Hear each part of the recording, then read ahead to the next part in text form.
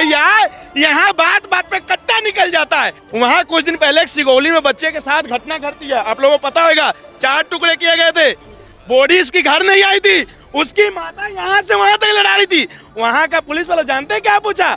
अरे भैया लोकल बोलने वाला लेके आओ ना। बोलते हैं कि अरे तुम्हारे सरकार में तो रात को कोनो निकलबो नहीं करता था जी। तो दिन में आपके सरकार में लोगों को, दिन में किस सरकार में जाके हॉस्पिटल में लोग को गोली मार देता है जी? ये बात काहे नहीं बोलते हो? लालू जी का एक डायलॉग कल लागल जुलनिया में धक्का बलम कलकत्ता गए। एक मिनट शांति, एक मिनट। लेकिन इन भाइयों से पूछिए, जब छठ पूजा आता है तो जानते हम लोग कैसे रोते प्रदेश में? ऐसे रोते हैं और यूं मुंह नीचे करके सोते हैं। पहले मोदी जी आते तो रास्ता जाम कर देते हैं, तो कभी लालू जी आते तो रास्ता जाम कर। हम खाली रास्ता जाम करने वाले बनेंगे भाइयों? ये मेरे जितने भाई लोग हैं ना, इनको कसम खिलाइए, सच्चाई पूछिए।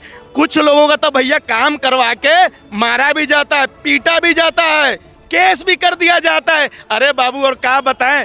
वोटर अधिकार यात्रा के तहत राहुल गांधी अभी कुछ ही देर में, लगभग आधे घंटे के अंदर में मोतिहारी पहुंचेंगे और देखिए कि ओवर ब्रिज की तरफ से आएंगे। यहाँ पे प्रशासन खड़ी है और इधर से लोगों को अब जाना मना कर चुके हैं।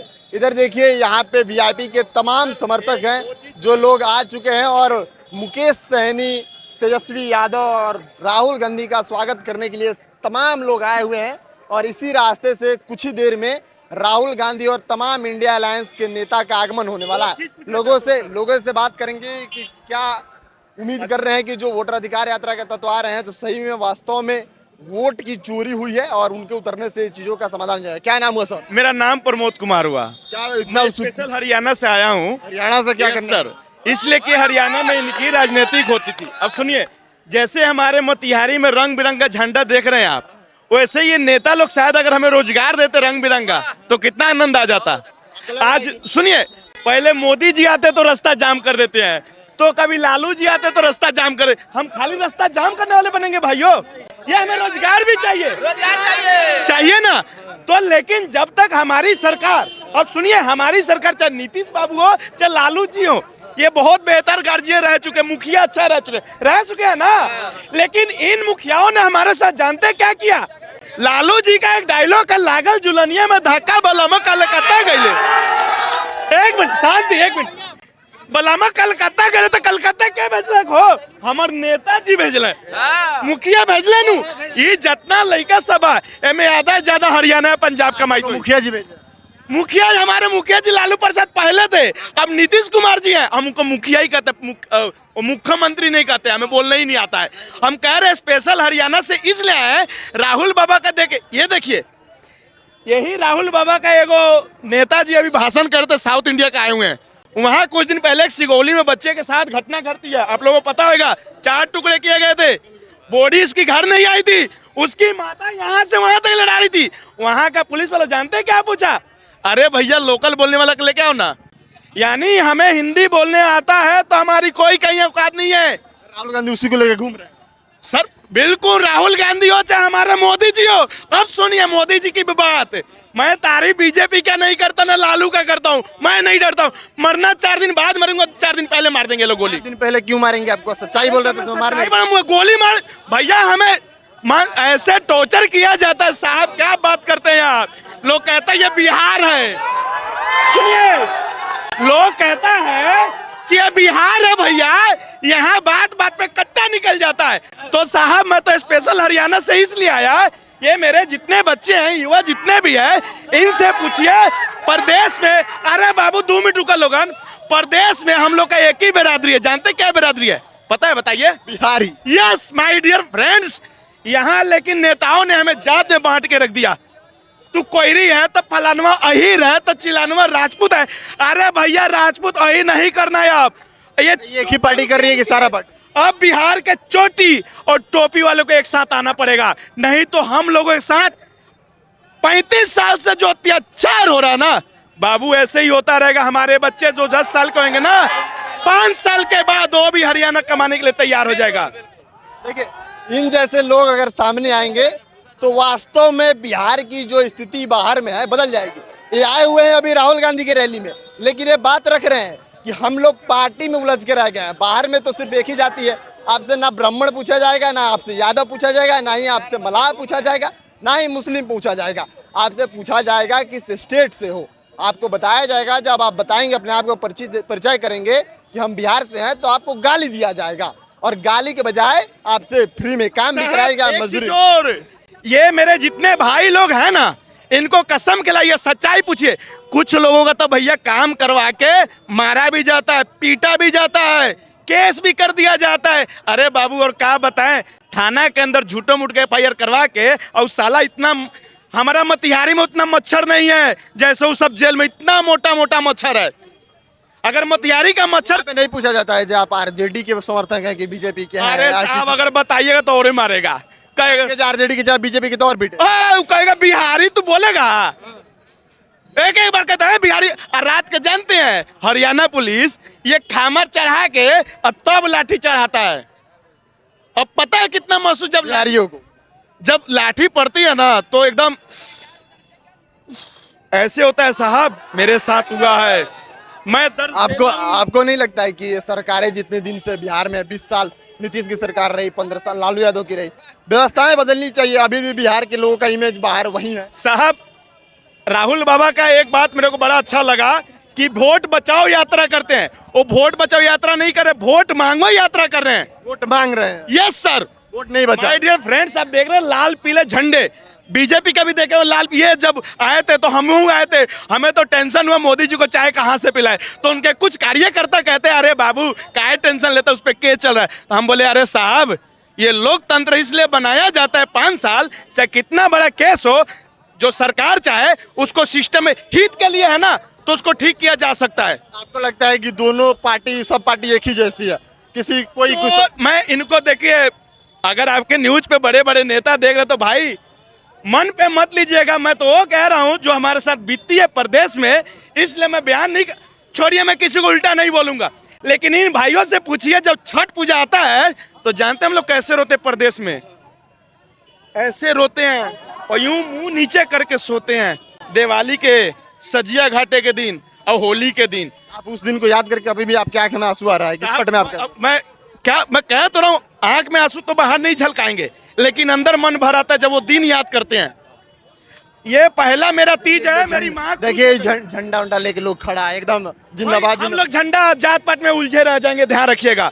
मैं श्रेष्ठ हूँ, मैं कह रहा हूँ, मैं 4 दिन बाद मरूंगा, 4 दिन पहले मारा जाऊंगा, उससे मैं नहीं डरता। लेकिन आप लोगों को जागरूक होना पड़ेगा। आप अपने लिए, आप अपने बच्चों के लिए, आप अपने अधिकार के लिए अगर जात पात में उलझे रहोगे भैया, तो उलझे रहोगे। आपके कहने का मतलब है, झंडा अगर उठा रहे हैं तो उस नेता से सवाल भी करना सीखिए। राइट। अगर आप अब जैसे मैं ये पेन रखा हूं, तो प्रताप शांति को मैं क्या बोला था जब यहाँ आया था मीडिया के सामने, क्या पता अगर आप भी रोजगार नहीं दिए तो हम क्या गारंटी मान ले? आप पूछे थे भाई, मीडिया में पूछे थे भाई। वो प्रशांत आदमी, उसके बाद हम पहुंच पाएंगे भैया? अरे बताइए, हम पहुंच पाएंगे? अब राहुल गांधी आ रहे हैं, हम पहुंच पाएंगे? अरे भाई, हम छोटा आम आदमी है भैया। क्या लगता है 25 मिनट मीडिया पहुंच जाइएगा, लेकिन हम लोग शांत किशोर के पास हम मत मानिएगा। ऐसा किया जाता है, जब बड़े नेता होती है, सच्चाई है। हम थोड़ा देर में, अभी थोड़ा देर में किया जाएगा। ये सच्चाई है। तुम क्यों धक्के में मरते भाई? क्यों जात पात पे बटे हुए हैं? ये नेता लोग हमारे साथ ऐसे करते रहेंगे। जब तक जियोगे, जब तक मरोगे नहीं, तब तक ये छोड़ेंगे नहीं। ये सच्चाई, ये बता देता हूँ। ये युवा है, ये बच्चे का भी 18 साल की उम्र नहीं है, लेकिन सरकारी खाता में ये नौकरी नहीं कर सकता है, लेकिन सरकारी खाता में झंडा लेके आया है। झंडा लेने का रुपये लिए?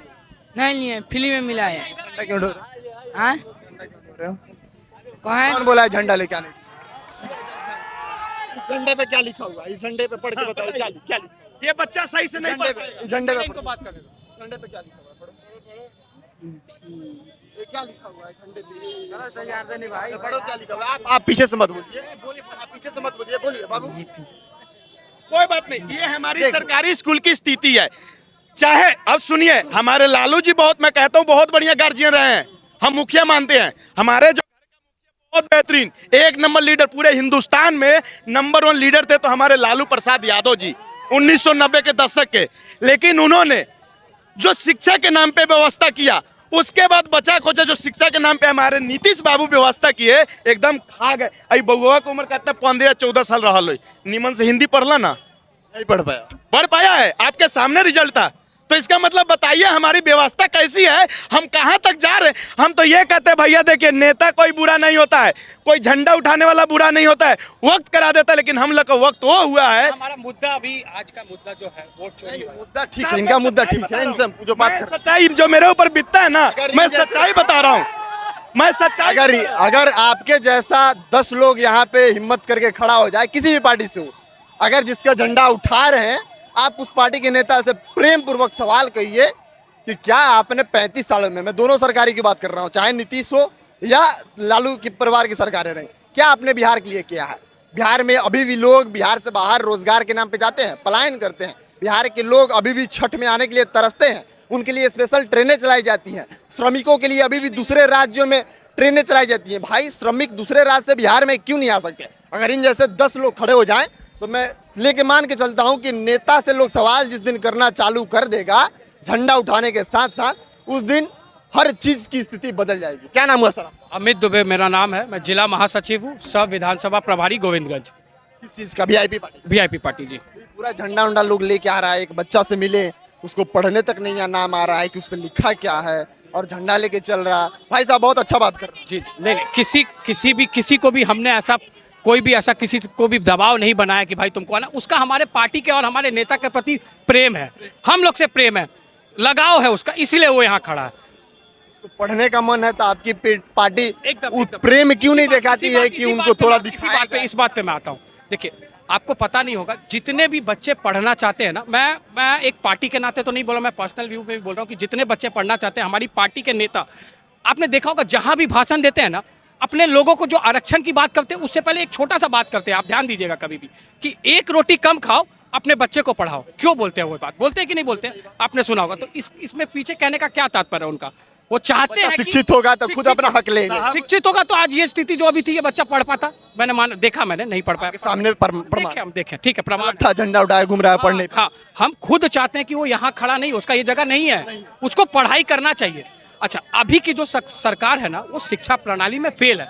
इस बात को देखिए, बुरा नहीं मानना मैं किसी सरकार की, अब आलोचना का बात नहीं है, ये सच्चाई में वो फेल। इधर से लाइट का ऑपोजिट है तो हो सकता है कि हाँ आगे कंटिन्यू।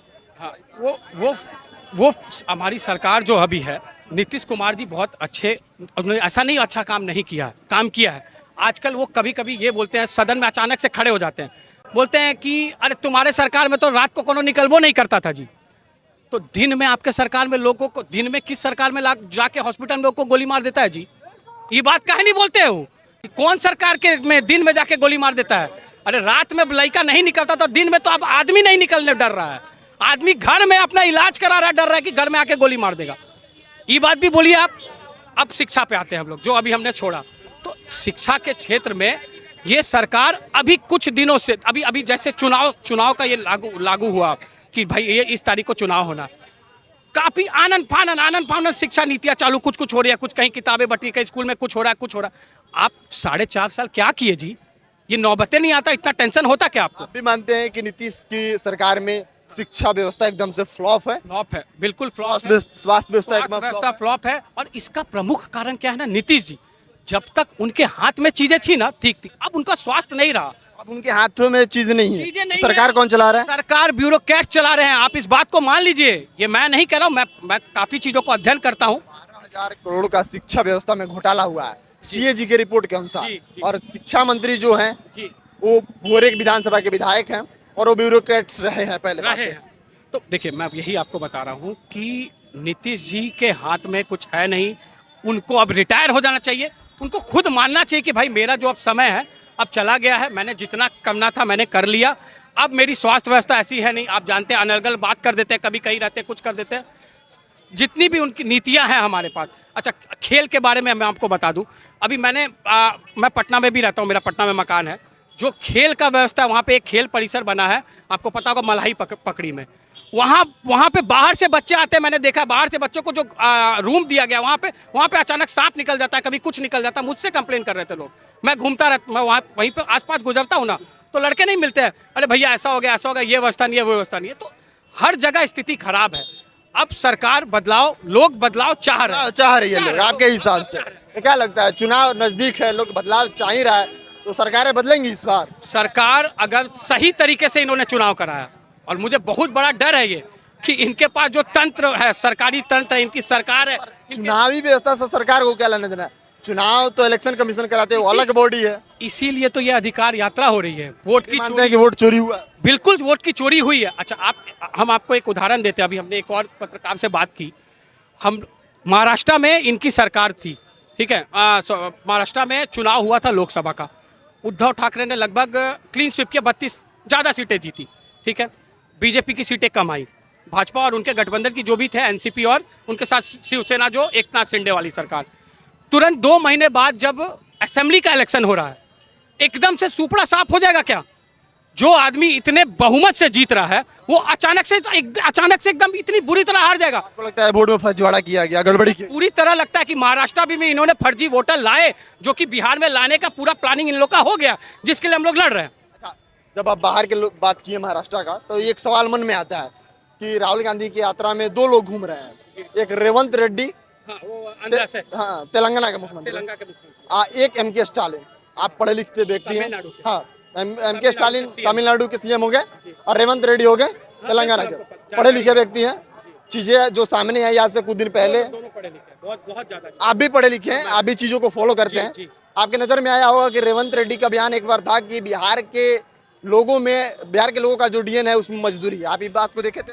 देखिए, अब ये उनका निजी मामला है, वो कांग्रेस के जो हम देते हैं इसमें बिहार सरकार की गलती है सर। अगर बिहार सरकार मजबूत होता तो हम लोग मजबूर नहीं होते प्लान करने के लिए, हमको कोई बोलवे नहीं करता। नहीं। हमारे कहने का मतलब आप बिहारी हैं? ना बिहारी हैं। रेवंत रेड्डी जो बोले थे वो बिहारी को बोले थे। तो बिहारी को बोले तो बिहार सरकार कमजोर है, तब ना बिहारी को कोई बोल तो आज राहुल गांधी बिहार में उनको लेके घूम रहे हैं, तो राहुल गांधी नहीं। अभी के डेट में बिहार सरकार अभी के डेट में नीतीश कुमार है ना जी। अगर नीतीश कुमार यहाँ पे उद्योग लाए होते तो हमारा बिहार कहीं जाएगा? तो इसका मतलब बिहार के लोग मजबूरी में पलायन कर रहे हैं, तो लोग बोलेगा बाहर? बोलेगा नहीं। देखिए उसका वैसा कोई रेवंत रेड्डी नहीं, कई नेता हैं कांग्रेसी, कई नेता है जो अपने पार्टी का, जो उनका पार्टी का सर्किल लाइन है, उससे हटकर अगर वो बात देते हैं तो कांग्रेस पार्टी उसमें बोल देती है।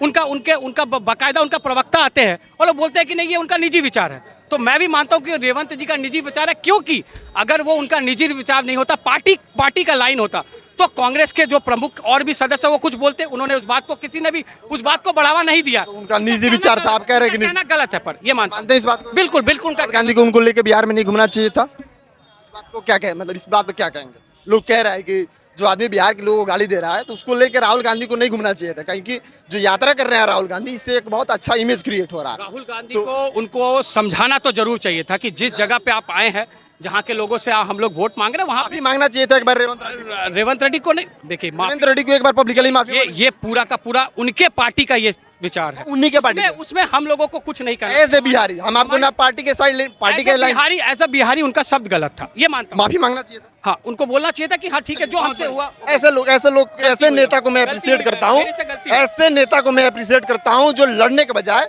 सुबह मैंने ही एक सवाल किया प्रेक्षागृह में, एक कांग्रेस के नेता थे या कह ले कि मैनेजमेंट को देख रहे थे, तो वो मेरे से लड़ने लगे और इस बात को ठहराने लगे कि आप भाजपा की तरफ से आए हैं एडवर्टाइजमेंट करने। आपको लगा कि मैं भाजपा की तरफ से? नहीं, जो सही आपने वही पूछा। मैं बोला कि हाँ ऐसा करना चाहिए था, अगर किए तो गलत को बोले। बिल्कुल सही। इस बात को आप एक्सेप्ट कर रहे हैं? मैं मानता हूँ कि जो बोला उन्होंने गलत बोला। और 25 में मुख्यमंत्री का चुनाव होने वाला, किसकी सरकार हमारी बन रही है, महागठबंधन की सरकार बन रही है। तेजस्वी जी मुख्यमंत्री है, हमारे यशस्वी नेता जो है मुकेश सहनी जी, वो उप मुख्यमंत्री बनेंगे। 100% ये तय है। लगता है कि मुकेश सहनी को कहीं लॉलीपॉप दे दिया जाए? नहीं, भाजपा देखे क्या कि मुकेश सहनी के पास इतना अभी ताकत है ना कि सब पार्टियां, जितना पार्टी है ना, कांग्रेस और बीजेपी, सब लोगों को पता है कि इनका क्या ताकत है, इनका क्या अभी बल है। तो ये लोग, हम जितना लोग हैं, हम लोग के पीछे लोग घूम रहे हैं, हम लोग को नहीं किसी के पीछे घूम। भाजपा पिछले चुनाव में क्या की थी मुकेश सहनी के पार्टी के साथ, आप भी जानते हैं। इतना समझ जाइए कि पिछले बार की तरह इस बार नहीं है, इस बार पूरा हवा बदल गया है। हवा पूरा बदल गया, हवा पूरा मुख्यमंत्री का इधर है। इस बार उप मुख्यमंत्री का सीट ले के मानेंगे, उससे नीचे नहीं, और भी लेंगे मंत्री। कितना सीट पे चुनाव? देखिए, हम लोग का मांग तो 60 सीट का है, लेकिन हम लोग कोशिश करेंगे जितना ज्यादा से ज्यादा सीट पे बात बन जाए। पूर्वी चंपारण में 12 विधानसभा है, 12 में कितना वीआईपी के खाते में जा रहा है? नहीं, ये हम लोग का पार्टी का अपना मामला है, इस पे अभी हम लोग को बैठक हुई नहीं है, और सबसे पहले तो अभी सीट का बंटवारा नहीं हुआ है, तो उन सब चीजों के बाद ही इस पे निर्णय होता है। एनडीए वाला सीट का बंटवारा कर लिया, रिजल्ट आ गया, 101 पे लड़ रही है बीजेपी, 1 से 2 पे लड़ रही है जेडीयू, 20-20 लड़ रहा है लो चिराग पासवान और 10 हम हम लोग भी आप 3-4 दिन में बहुत जल्द सुनोगे कि हम लोग का बंटवारा सब हो गया है और ज्यादा से ज्यादा सीटों पे आप देखेंगे हमें लड़ते ये ऑफिशियल अनाउंसमेंट नहीं है, ये सूत्रों के हवाले से खबर है कि एक सीट पे लड़ रही है भाजपा, 102 पे लड़ रही है जेडीयू। हाँ, मैंने भी सुना इधर का कुछ सीट भी फाइनल एलजेपी ने कर दिया गोविंदगंज का। हाँ गोविंदगंज का ये और चर्चाएं तेज में है राजू तिवारी। सुना राजू तिवारी का। चलिए आ रहे हैं नेता, आप स्वागत कीजिए। और बहुत अच्छे लोग थे और इनसे बात करके लगा कि नहीं, रेवंत रेड्डी जो गलत किए थे उनको इसके लिए माफी मांगना चाहिए। सुबह में पता नहीं कौन नेता भाई साहब मिल गए, सुबह दिन खराब कर दिए। बाकी और लोगों का कवरेज दिखाएंगे और लोगों से बात करेंगे। बने रहिए अपने एक्शन ब्रॉडकास्ट के साथ। मैं शुभम उपाध्याय, बहुत बहुत धन्यवाद आपका।